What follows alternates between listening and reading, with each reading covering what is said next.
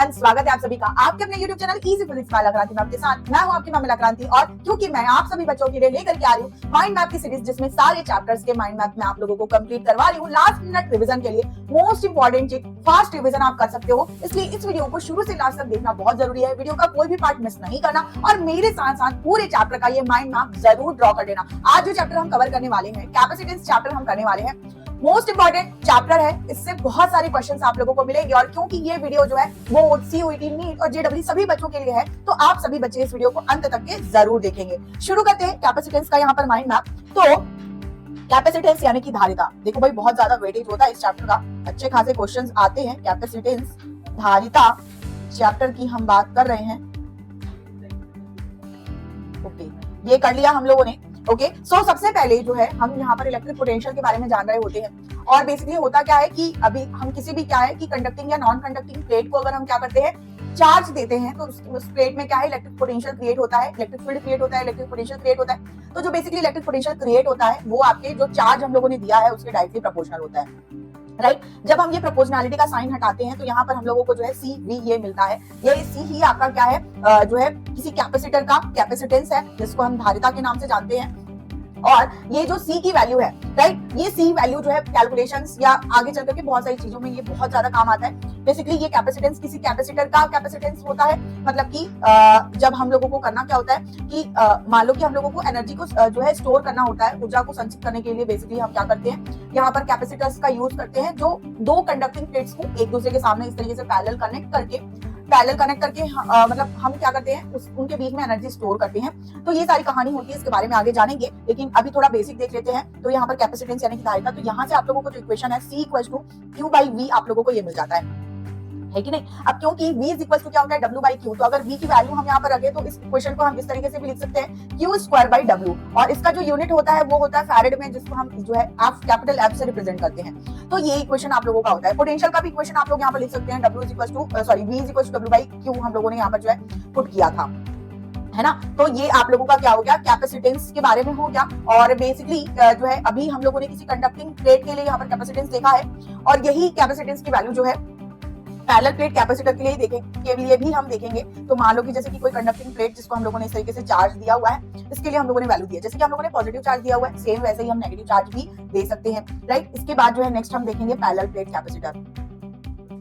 Parallel plate capacitor, ठीक है। तो बेसिकली जो पैरेलल प्लेट कैपेसिटर है, जो कंडक्टिंग प्लेट्स के लिए हम लोगों ने यहाँ पर कैपेसिटेंस यानी कि धारिता की जो वैल्यू देखी है C = QV, ये आप लोगों का जो है इसके लिए भी होता है। लाइक मान लो कि जैसे कि आप लोगों का यहाँ पर जो है दो पैरेलल प्लेट्स रखी हुई है, जैसे हम लोगों ने एक प्लेट को पॉजिटिव चार्ज धनात्मक आवेश दिया था, वैसे ही हम दो प्लेट्स यहाँ पर ले रहे हैं, दोनों को हम जो है अपोजिट चार्जेस हम यहाँ पर दे रहे हैं और इस तरीके से चार्ज करके आमने सामने रख रहे हैं। तो ये एक एलिमेंट यहाँ पर क्रिएट होता है जिसको हम पैरेलल प्लेट कैपेसिटर यानी कि संधारित्र हम कहते हैं। और बेसिकली इसका जो नोटेशन होता है, ये एक एलिमेंट है जिसको शो करने के लिए हम इस तरीके से जो है नोटेशन हम लेते हैं, जिसकी कैपेसिटेंस की वैल्यू हम लोगों को कैलकुलेट करनी होती है। और इसके लिए जो फॉर्मूला होता है ε0A/d। और बेसिकली अगर मान लो कि इन पैरेलल प्लेट कैपेसिटर के बीच में अगर हम जो है मतलब कि यहाँ पर जो है परावैद्युत पदार्थ अगर हम रख देते हैं, ठीक है, जिसको हम डाइलेक्ट्रिक मटेरियल कहते हैं, तो उस केस में यहाँ पर परावैद्युतांक जो है वो होता है कैपिटल K की वैल्यू जो हम बोलते हैं, तो डाइलेक्ट्रिक कांस्टेंट जिसको हम बोलते हैं, तो K या फिर εr रिलेटिव परमिटिविटी, ठीक है, ये जो वैल्यू होती है। तो इस तरीके से आप लोगों का फॉर्मूला हो जाता है,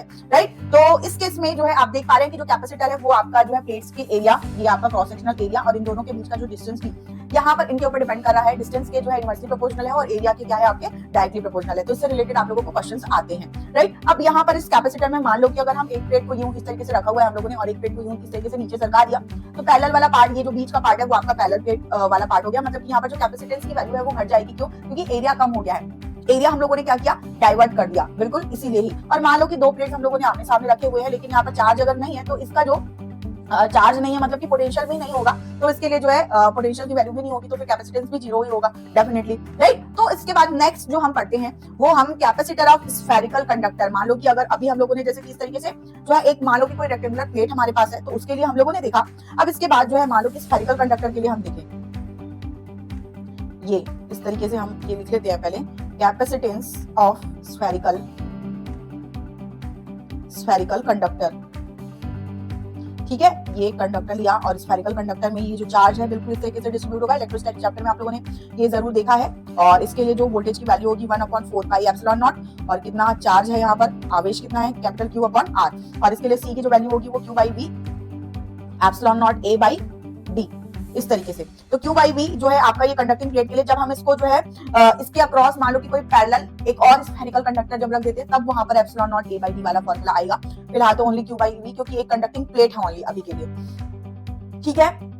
एंड इसके लिए क्योंकि इसका जो कैपेसिटर है वो रेडियस के ऊपर डिपेंड करता है, तो इसके लिए जो कैपेसिटेंस का फॉर्मूला होगा, अगर मान लो कि R रेडियस का स्फेरिकल कंडक्टर है, तो ये फॉर्मूला आपका हो जाएगा कैपेसिटेंस के लिए 4 पाई एप्सिलॉन नॉट, और ये कैपिटल R। ध्यान रखना ये फॉर्मूला डिराइव करने से आता है डेफिनेटली, बट ये फॉर्मूला मोस्ट इंपॉर्टेंट है। अगर मान लो कि यहाँ पर मीडियम प्रेजेंट हो, तो मीडियम के लिए आपका जो फॉर्मूला है वो क्या हो जाएगा, 4 पाई एप्सिलॉन नॉट और एप्सिलॉन R, और ये कैपिटल R, ठीक है। ये हो गया इस तरीके से इक्वेशन। अब अगर मान लो कि दो प्लेट्स हैं, ठीक है, दो प्लेट्स हैं और मान लो कि दोनों का रेडियस डिफरेंट है, तो उसके लिए हम यहाँ पर इक्वेशन लिख लेते हैं। तो ये आपका एक हो गया R1, और मान लो कि ये एक हो गया आपका क्या, R2, ठीक है।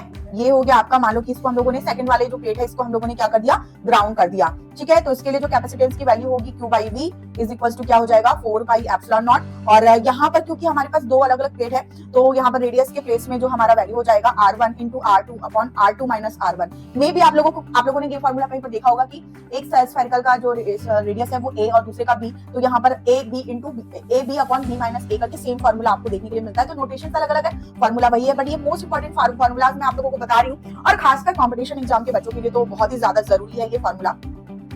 एंड नेक्स्ट जो है इसके बाद हम इसी के अलग अलग कॉम्बिनेशंस यहाँ पर थोड़ा सा देखेंगे कि लाइक मान लो कि जैसे हम लोगों ने बाहर वाला डिस्क जो है इसको जो है ग्राउंडेड किया था, है ना। अगर मान लो कि हम क्या करें, अंदर वाले डिस्क को ग्राउंडेड कर दें, ये R1 है, ये आपका R2 है, ठीक है, ये हो गया। अब इसके लिए जो कैपेसिटेंस का फॉर्मूला C है वो क्या हो जाएगा, तो ये हो जाएगा 4 पाई एप्सिलॉन नॉट, और क्योंकि हम लोगों ने अंदर वाले को ग्राउंडेड कर दिया था, तो ये हो जाएगा R2 का square upon R2 minus R1। ये फॉर्मूला हो जाएगा इस तरीके से अगर आपका डिस्क है तो। एंड इसके अलावा अगर मान लो कि हमने क्या किया, मान लो कि दोनों डिस्क हमारे पास है, और इन दोनों को हम लोगों ने इस तरीके से क्या कर दिया, वायर से अगर मान लो कनेक्ट कर दिया, ठीक है, और ये आपका R1 और R2 जैसा था वैसे ही। अब इसके लिए जो कैपेसिटेंस का फॉर्मूला है वो क्या हो जाएगा, तो ये हो जाएगा C is equal to 4 pi epsilon naught R2, ठीक है। ये हो जाएगा फॉर्मूला आपका जब डिस्क आपका इस तरीके से कनेक्टेड है। थर्ड है, लास्ट वन है जो आपका लास्ट वन हम यहाँ पर देखेंगे। मान लो एक डिस्क है जिसका रेडियस R2 है, और इसके लिए कैपेसिटेंस है C1, और इसको हम दूसरे डिस्क से कनेक्ट करते हैं जिसका रेडियस R1 यहाँ पर है और इसका कैपेसिटेंस यहाँ पर C1 है। इनके लिए डेफिनेटली दोनों का कैपेसिटेंस अलग अलग है, दोनों यहाँ पर जो है सीरीज में यानी कि श्रेणी में यहाँ पर कनेक्टेड होंगे। तो इनके लिए जो यहाँ पर इनका जो रिजल्टेंट है कैपेसिटेंस, वो जो C इक्विवेलेंट की जो वैल्यू होगी वो होगी C1 प्लस C2, ठीक है। और इनके लिए कैपेसिटेंस का जो फॉर्मूला है, अगर मान लो ओवरऑल कैपेसिटेंस हमको कैलकुलेट करना है, तो 4 pi epsilon not R1 plus R2, ये फॉर्मूला। तो ये फॉर्मूला अलग अलग तरह के स्फेरिकल कंडक्टिंग डिवाइसेस डिस्क के लिए मैंने आप लोगों को बताया है। मोस्ट इंपॉर्टेंट फॉर्मूला है, याद रख लेना। कैपेसिटर अपने आप में बहुत बड़ा है, ध्यान रखिएगा। फॉर्मूलाज एटलीस्ट आप लोगों को याद रखने चाहिए, और इससे क्वेश्चंस आपको बहुत सारे मिलेंगे एग्जाम में। खासकर कंपटीशन एग्जाम की बात करें तो वैसे तो बोर्ड एग्जाम में भी क्वेश्चंस मिलेंगे, बट कंपटीशन एग्जाम में ये सब फॉर्मूले बहुत ज्यादा काम आने वाले हैं। और ये वीडियो लास्ट तक के सभी बच्चों को जरूर देखना है। नेक्स्ट क्वेश्चन जो हम करेंगे कि मान लो कि हम सिलेंड्रिकल हमारा है, और उसके बाहर जो है पैरेलल प्लेट कैपेसिटर जो सिलेंड्रिकल टाइप का अगर मान लो कि बन रहा है, तो एक सिलेंडर यहाँ पर जो है अलग रेडियस का, और ये इसके ऊपर मान लो कि ये जो है आपका, इसको कलर चेंज कर लेते हैं बेटर है। ये मान लो कि मैंने दूसरा सिलेंडर यहाँ पर बनाया है, ये इस तरीके से। तो आप देख पा रहे हैं कि ये भी आपका कैपेसिटर ही है, दोनों का रेडियस यहाँ पर अलग अलग है, ये R1 और ये R2 और ये R1, ठीक है, इस तरीके से। और यहाँ पर ये क्या हो जाएगा, E is equal to lambda upon 2 pi epsilon naught R, ये हो जाएगा। और लैम्डा की वैल्यू, क्योंकि आपका ये जो है रेखीय आवेश घनत्व मतलब लीनियर चार्ज डेंसिटी जिसको हम कहते हैं, इसका जो फॉर्मूला है Q बाई L, है ना, ये हो गया, और 2 पाई एप्सिलॉन नॉट R, ये हो गया इक्वेशन आपका, ठीक है। अब इसके लिए जो पोटेंशियल का फॉर्मूला लिखेंगे, क्योंकि दोनों का रेडियस अलग अलग है यहाँ पर, है ना, दोनों सरफेसेस का, तो यहाँ पर जो है पोटेंशियल का फॉर्मूला भी लिख लो। ये हो जाएगा R1 से लेकर के R2 तक का, और ये हो गया क्या, Q upon 2 pi epsilon naught R L, और ये हो गया क्या आपका dr इज इक्वल टू आपका क्या हो जाएगा, Q upon 2 pi epsilon naught L और ln R2 बाई R1, ठीक है, ये हो गया। तो अगर आप लोगों ने सारा चैप्टर्स बहुत अच्छे से पढ़ा है, तो ये माइंड मैप आप लोगों को डेफिनेटली बहुत अच्छे से समझ में आ रहा होगा। सारे फॉर्मूलाज आपको एक ही पेज में मैं यहाँ पर जो है समराइज करके दे रही हूँ। ये बहुत बड़ी बात है आप लोगों के लिए, क्योंकि ये चीज ही करना सबसे ज्यादा डिफिकल्ट पार्ट होता है, और अगर ये कर लिया तो रिविजन करना, क्विक रिविजन करना, लास्ट मिनट रिविजन करना बहुत ईजी हो जाएगा। मैं हर सेशन में कहती हूँ, फिर से कह रही हूँ कि सारे सब्जेक्ट्स का एक बुक में जो है समराइज फॉर्म में इस तरीके से माइंड मैप होना बहुत जरूरी है। एक जो है मतलब एक कॉपी आप जो है दीवार पे चिपका लो और एक कॉपी अपने पास रखो, ठीक है। अगर 2 बार नहीं बनाना, एक बार ही बनाना है तो भाई कलर फोटोकॉपी करवा लेना और चिपका लेना, ठीक है।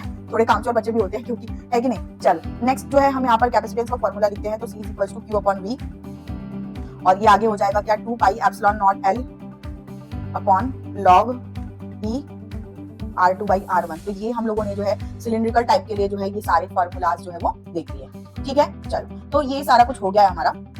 अच्छा, तो इसके बाद नेक्स्ट हम क्या करेंगे, तो नेक्स्ट हम लोग इनके कॉम्बिनेशंस देख लेते हैं यहाँ पर। तो यहाँ पर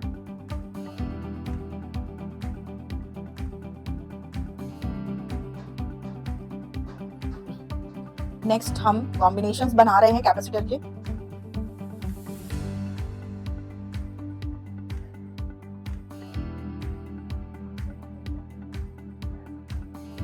कॉम्बिनेशंस ऑफ कैपेसिटर। तो बेसिकली जब हम कॉम्बिनेशंस की बात करते हैं तो हम 2 तरीके के कॉम्बिनेशंस देखते हैं। तो एक जो है हमारा क्या हो जाएगा, एक कॉम्बिनेशन हो जाएगा हमारा सीरीज श्रेणी क्रम में, और दूसरा जो है वो हो जाएगा हमारा पैरेलल, जो कि होगा क्या आपका समानांतर क्रम में।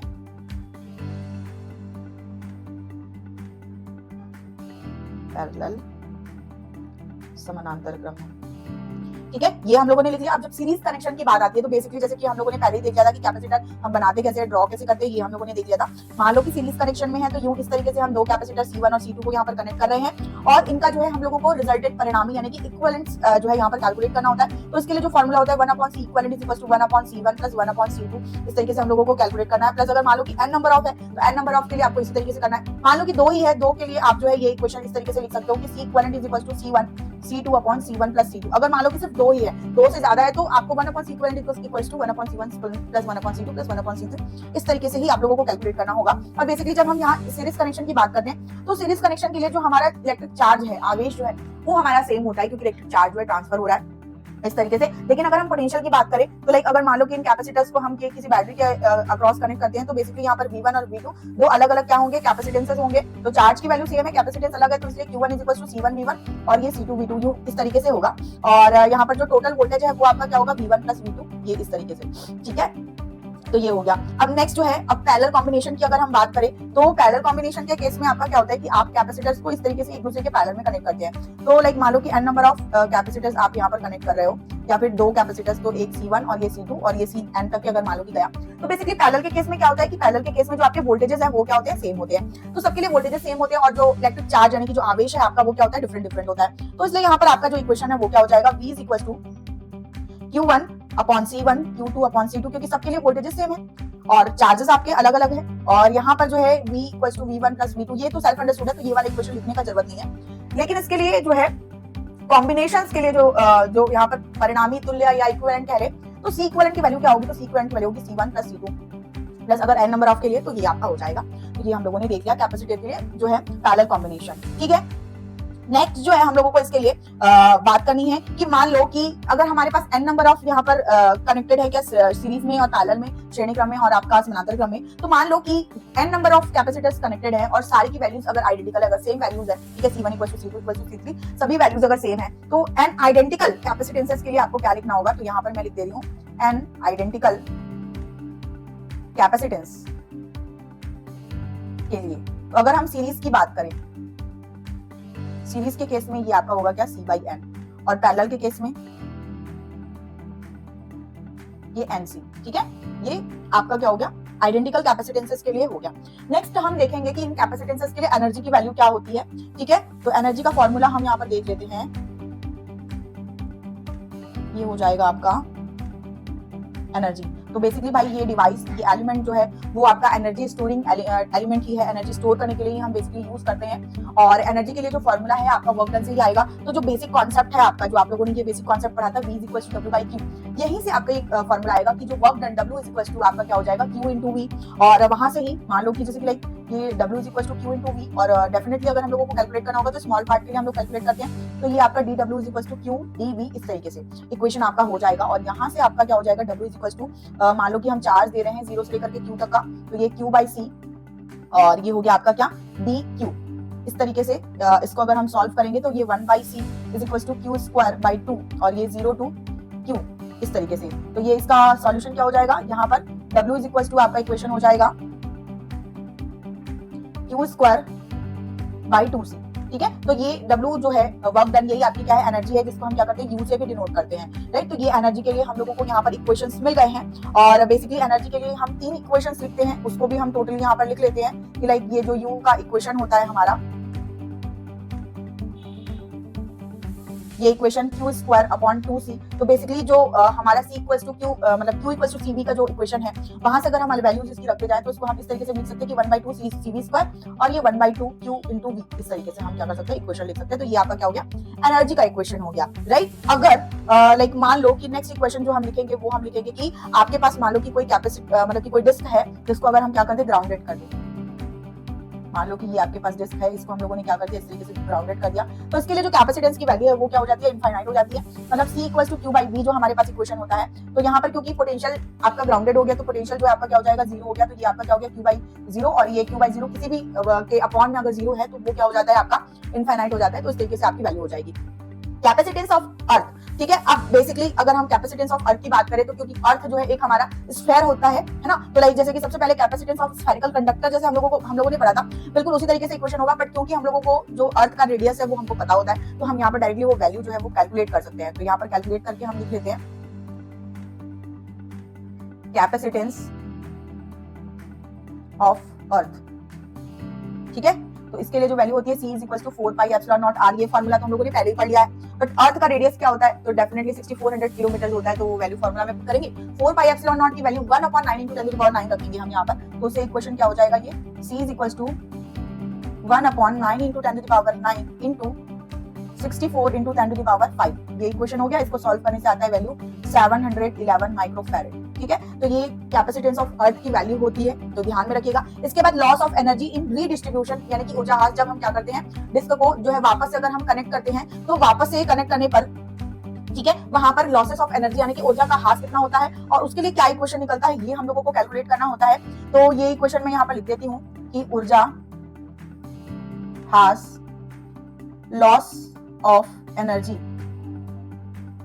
कब, इन रीडिस्ट्रीब्यूशन, ठीक है, इन रीडिस्ट्रीब्यूशन, ठीक है। फिर से अगर हम क्या करते हैं, डिस्ट्रीब्यूट करते हैं, तो ये फॉर्मूला होता है delta u is equal to -1/2 c1 into c2 upon c1 plus c2, ये होता है v1 माइनस v2 पर इसका होल स्क्वायर। ये फॉर्मूला मोस्ट इंपॉर्टेंट है, इससे क्वेश्चंस आते हैं, इसलिए रट लेना ये फॉर्मूला, बिल्कुल इंपॉर्टेंट है, राइट। अब इसके बाद जो है कैपेसिटेंस के लिए हम डिफरेंट फॉर्मूला देखेंगे। एक तो हम सिंपल फॉर्मूला पहले ही देख चुके हैं, लाइक जब हमारा क्या होता है कि जब हम जो है दो पैरेलल कंडक्टर्स को आमने सामने रख देते हैं, तो वहां पर अगर उनके बीच में एयर अगर वो वायु या निर्वात की कंडीशन में, अगर मान लो कि हम लोगों ने डाइलेक्ट्रिक मटेरियल यानी कि परावैद्युत पदार्थ अगर रख दिया हो तो, और अगर मान लो कि आधे पार्ट में परावैद्युत पदार्थ है, आधे पार्ट में आपका एयर या वायु भरी हुई है अगर मान लो, तो उस कंडीशन में 3 अलग अलग फॉर्मूलाज को एक साथ में यहाँ पर लिख रही हूँ। ये क्या होता है equation, c is equal to epsilon naught a by d। अगर मान लो कि यहाँ पर डाइलेक्ट्रिक मटेरियल यानी कि परावैद्युत पदार्थ है, तो ये हो गया क्या, a epsilon naught a by d। तीसरा है कि पार्शियल, है ना, अगर थोड़े पार्ट में अगर आपका क्या है डाइलेक्ट्रिक मटेरियल है, तो उसके कंडीशन में ये फॉर्मूला होता है कि epsilon naught a by d minus t 1 minus 1 by a। ये हो गया आपका तीनों ही फॉर्मूला, तीनों ही इक्वेशन हम लोगों ने देख लिया।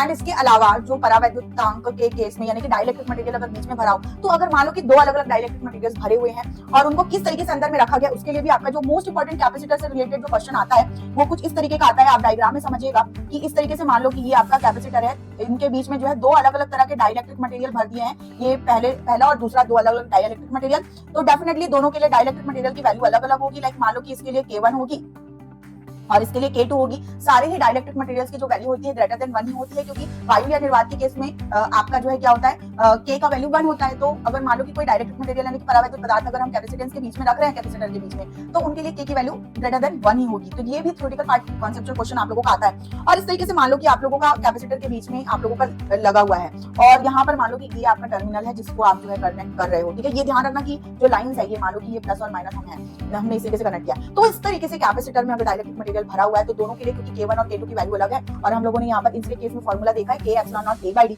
तो इन दोनों के लिए ही कैपेसिटेंस की वैल्यू जो है वो क्या होगी, अलग अलग होगी। तो मान लो कि जैसे कि पहले वाले के लिए C1 और दूसरे वाले के लिए क्या होगा, C2 होगा, राइट। तो बेसिकली इनका आपको रिजल्टेंट कैलकुलेट करने के लिए पूछा जाता है। तो बेसिकली ये सीरीज या पैरेलल में ही कनेक्ट होते हैं। तो इस तरीके से जो मैंने डायग्राम बनाया है ये आपका किसमें कनेक्टेड है, सीरीज में कनेक्टेड है। तो इसके लिए अगर मान लो कि अगर हम लोगों को रिजल्टेंट कैपेसिटर कैलकुलेट करना हुआ तो आप जो है इक्विवेलेंट का एक कांसेप्ट जो है आप लोगों का डेफिनेटली इसी तरीके से, क्योंकि सीरीज में कनेक्टेड है तो सीरीज कनेक्शन का आप लोगों को यहाँ पर जो है इक्विवेलेंट कैपेसिटेंस के लिए जो इक्वेशन है वो यूटिलाइज करके आप लोगों को कैपेसिटर कैलकुलेट करना होगा, राइट। जो दूसरा तरीका है वो बेसिकली मान लो कि ये आपका कैपेसिटेंस का टर्मिनल है, यूं इस तरीके से प्लस एंड माइनस, और यहाँ इसके अंदर जो आपके डाइलेक्ट्रिक मटेरियल यानी कि परावैद्युत पदार्थ अगर भरे हुए हैं वो इस तरीके से भरे हुए हैं, ये इस तरीके से। इस केस में ठीक है, देखो ध्यान दो कि टर्मिनल्स किधर है, तो इस केस में ये क्या है, पैरेलल कनेक्टेड है।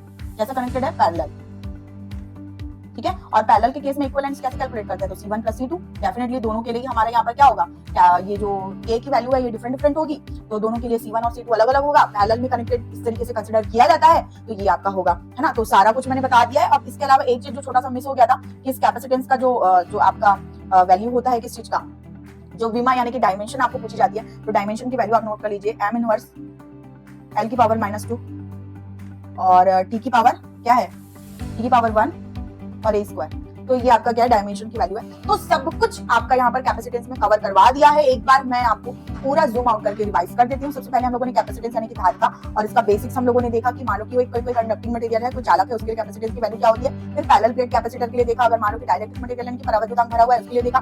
कैपेसिटेंस ऑफ स्फेरिकल कंडक्टर के लिए फिर हम लोगों ने फार्मूला देखा और इसके अलग अलग कंडीशंस देखी कि मान लो कि दो पैरेलल प्लेट स्फेरिकल कंडक्टर्स अगर रखे हुए हैं उनके लिए फिर हम लोगों ने जो है सिलिंड्रिकल के लिए देखा। देन हम लोगों ने कॉम्बिनेशंस ऑफ कैपेसिटर देखा, तो आपका सीरीज और पैरेलल कॉम्बिनेशन हम लोगों ने देखा। तो ये सीरीज कनेक्शन के लिए इक्वेशन हो गया, पैरेलल के लिए हो गया, है ना। किसमें वोल्टेज सेम होता है, किसमें आपका जो है चार्ज सेम होता है, इस चीज को नोट डाउन कर लेना। एंड आइडेंटिकल कैपेसिटेंस अगर है तो उसके लिए सीरीज और पैरेलल का कॉम्बिनेशन हम लोगों ने देखा। फिर हम लोगों ने कैपेसिटेंस के लिए एनर्जी का इक्वेशन देखा, ये एनर्जी का इक्वेशन मोस्ट इंपोर्टेंट है। इसके बाद हम लोगों ने जो है अर्थ के लिए कैपेसिटेंस की वैल्यू देखी। फिर हम लोगों ने losses of energy in redistribution, ऊर्जा का हास अगर हो रहा है, अगर हम रीडिस्ट्रीब्यूट कर रहे हैं तो उस केस में हम लोगों ने यहाँ पर जो है पोटेंशियल एनर्जी का फॉर्मूला देखा, मोस्ट इंपोर्टेंट है। उसके बाद कैपेसिटेंस का फॉर्मूला देखा, तीनों के लिए हम लोगों ने समराइज कर लिया, अगर पार्शियल डाइलेक्ट्रिक मटेरियल भरा हुआ है, पूरा डाइलेक्ट्रिक मटेरियल भरा हुआ है, या फिर आपका एयर है बीच में। उसके बाद हम लोगों ने इस तरीके से जो डायग्राम देखा, ये डायग्राम वाइज इस तरीके से ये क्वेश्चन आता ही आता है बिल्कुल, तो इस चीज को अच्छे से प्रैक्टिस कर लेना, इससे इजीएस्ट क्वेश्चन है ही नहीं। अगर ये चीज आपको क्लियर हो जाए कि कब सीरीज कंसीडर करते हैं, कब पैरेलल कंसीडर करते हैं, तो इस तरीके से आप लोगों का जो कैपेसिटेंस का है वो सारा कुछ यहाँ पर जो है हम लोगों ने देख लिया है। तो इसी के साथ इस सेशन को यहीं पर खत्म करते हैं। जाने से पहले मैं बताना चाहूंगी कि सारे माइंड मैप आप लोगों को जो है प्लेलिस्ट में दिए गए हैं, तो आप एक बार जो है आई बटन में जाइए, प्लेलिस्ट चेक कीजिए, या फिर चैनल में आप जाकर के प्लेलिस्ट चेक कर सकते हैं। माइंड मैप हर चैप्टर का आप जरूर देखिए, दोस्तों को भी शेयर करिए और बने रहिएगा मेरे साथ। मैं मिलूंगी आपको नेक्स्ट वीडियो में, और तब तक के लिए बाय बच्चों।